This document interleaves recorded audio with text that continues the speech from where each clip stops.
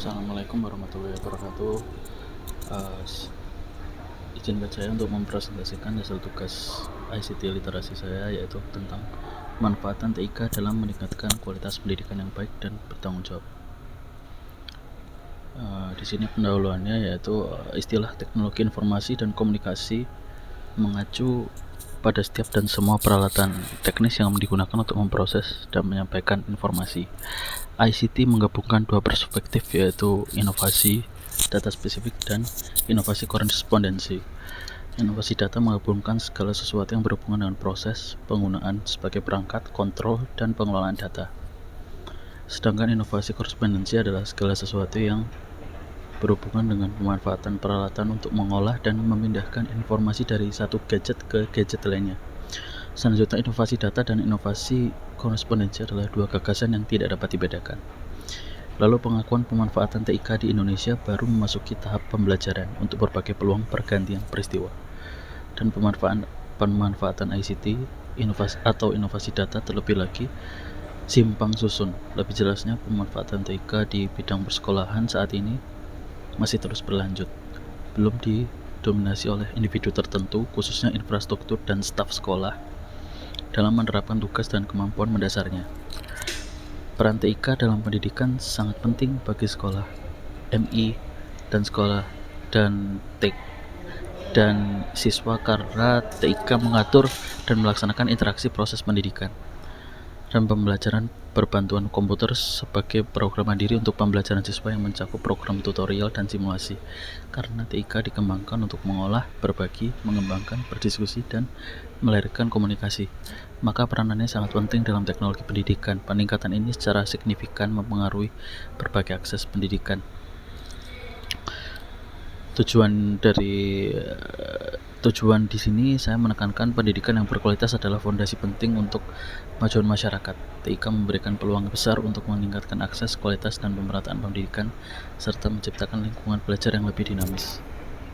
Platform pembelajaran online telah memungkinkan akses pendidikan di daerah terpencil, di mana sumber daya pengajarannya terbatas.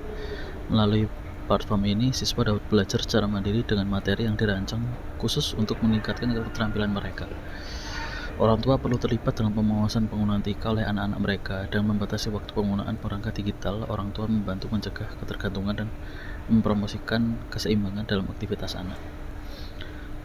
Peran TIK dalam pendidikan. Nah, di sini pemerintah memiliki tanggung jawab untuk menyediakan regulasi yang mendukung pemanfaatan TIK di pendidikan, termasuk pelindungan data dan privasi siswa, sehingga teknologi dapat digunakan secara bertanggung jawab.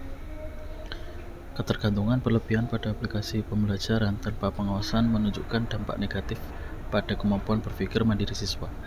Ini juga dapat mengganggu kemampuan komunikasi sosial dan interaksi mereka di lingkungan nyata. Lalu TIK mencakup pembelajaran online, akses sumber belajar, dan IoT untuk mendukung proses pembelajaran interaktif. Penggunaan media digital meningkatkan kolaborasi antara siswa dan pengajar. Lalu di sini pentingnya pemanfaatan TIK dan prinsip-prinsipnya. Di sini penggunaan TIK dalam pembelajaran menciptakan lingkungan belajar yang interaktif dan kolaboratif. Alat digital seperti forum online dan video konferensi memperkuat komunikasi antar siswa, meningkatkan keterlibatan dan pemahaman materi. Lalu meskipun banyak manfaatnya, penggunaan TIK dalam pendidikan juga menghadapi tantangan utama termasuk risiko cyberbullying, ketergantungan digital, dan kemudahan dalam akses informasi yang salah.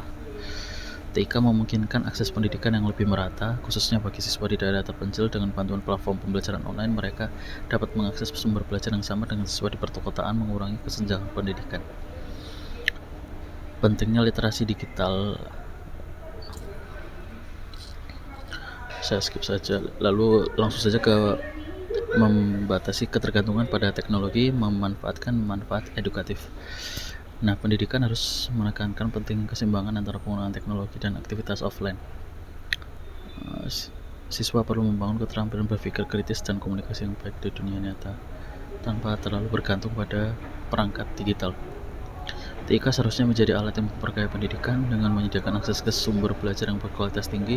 Penggunaan teknologi harus memperkuat proses pembelajaran dan membantu siswa memahami materi dengan lebih baik. Pemanfaatan teknologi informasi dan komunikasi yang baik dan bertanggung jawab untuk mengedukasi atau meliterasi masyarakat dapat memberikan banyak manfaat, tetapi juga memiliki potensi akibat yang negatif jika tidak dikelola dengan hati-hati. Berikut manfaat dan akibatnya beserta cara memanfaatnya secara bertanggung jawab. Di sini saya menguraikan ada 5 cara pemanfaatannya.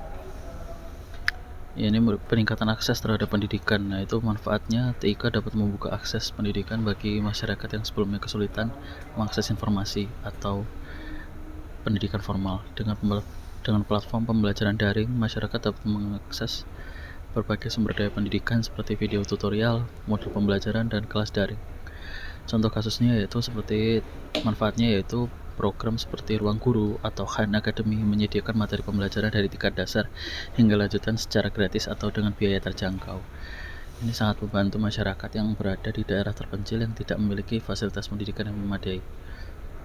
Akibatnya, jika informasi yang disebarkan tidak terverifikasi, bisa menyebabkan penyebaran pengetahuan yang salah atau hoaks yang membingungkan masyarakat. Misalnya, penyebaran informasi medis yang tidak akurat bisa membahayakan kesehatan. Lalu yang kedua yaitu menyebarkan informasi dan literasi digital.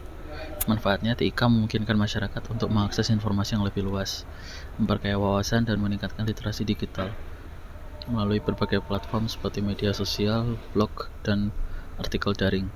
Masyarakat dapat terus belajar dan memperoleh informasi terbaru tentang teknologi, sosial, politik, dan budaya. Di sini contoh kasusnya yaitu manfaatnya kampanye bijak bermedia sosial adalah contoh pemanfaatan media sosial untuk meningkatkan kesadaran tentang pentingnya berpikir kritis terhadap informasi yang diterima dan disebarkan. Akibatnya sendiri, tanpa literasi digital yang memadai, masyarakat bisa terjebak dalam informasi yang salah atau hoax, atau mudah terprovokasi oleh berita palsu, seperti sering terjadi dalam kasus pemilu atau isu sosial lainnya. Yang ketiga yaitu pengembangan ekonomi digital. Di sini manfaatnya TIK bisa membantu menciptakan peluang ekonomi baru melalui platform e-commerce, marketplace, dan aplikasi digital lainnya. Masyarakat dapat memulai bisnis online, memperluas jaringan, dan memperkenalkan produk mereka ke pasar global. Contoh kasusnya seperti manfaatnya yaitu program Gotix dan Tokopedia memberikan kesempatan bagi pelaku usaha kecil dan menengah untuk menjual produk mereka secara online, menjangkau konsumen lebih luas tanpa memerlukan modal besar untuk membuka toko fisik. Akibatnya, jika tidak berhati-hati, masyarakat bisa terjerat dalam skema penipuan online seperti jual beli barang palsu atau investasi bodong yang banyak beredar di internet. Yang keempat yaitu pembentukan komunitas dan kolaborasi. Manfaat TIK sendiri memungkinkan terbentuknya komunitas berbasis minat yang saling bertukar informasi dan pengalaman. Ini memperkuat hubungan sosial dan memberikan ruang bagi individu untuk berkolaborasi dalam proyek bersama. Contoh kasusnya yaitu manfaat komunitas pembelajar atau forum-forum edukasi seperti Stack Overflow dan kelas inspirasi memberi kesempatan bagi para profesional untuk berbagi ilmu dan pengalaman. Akibatnya, risiko terjadinya perpecahan atau polarisasi dalam masyarakat jika komunikasi tidak dibangun dengan sehat, seperti dalam grup-grup yang saling menyebarkan kebencian atau intoleransi. Yang kelima, penguatan partisipasi sosial dan politik. Itu manfaatnya TIK bisa digunakan untuk meningkatkan partisipasi masyarakat dalam isu-isu sosial dan politik seperti mengorganisir aksi sosial, kampanye, atau bahkan untuk mendapatkan suara dalam pemilihan umum melalui sistem pemungutan suara elektronik. Contoh kasusnya yaitu manfaatnya penggunaan aplikasi lapor di Indonesia memungkinkan masyarakat untuk melaporkan masalah publik langsung ke pemerintah, mempercepat penanganan masalah sosial. Akibatnya sendiri, TIK juga bisa dimanfaatkan untuk menyebaran ujaran kebencian atau hoax yang mengarah pada ketegangan sosial atau publik yang bisa merusak stabilitas masyarakat. Cara pemanfaatan yang bertanggung jawab. Pendidikan dan pelatihan literasi digital itu memberikan pelatihan tentang cara menggunakan TIK dengan bijak, serta memahami perbedaan antara informasi yang valid dan hoax. Etika digital mendorong masyarakat untuk bertanggung jawab dalam menggunakan TIK, seperti menjaga privasi dan menghormati hak orang lain di dunia maya. Verifikasi informasi mengedukasi masyarakat untuk selalu memverifikasi sumber informasi sebelum membagikan atau mempercayainya. Yang terakhir, regulasi dan pengawasan. Pemerintah atau lembaga terkait dapat menyusun kebijakan yang mengatur penggunaan TIK, termasuk melindungi masyarakat dari konten negatif atau penipuan online.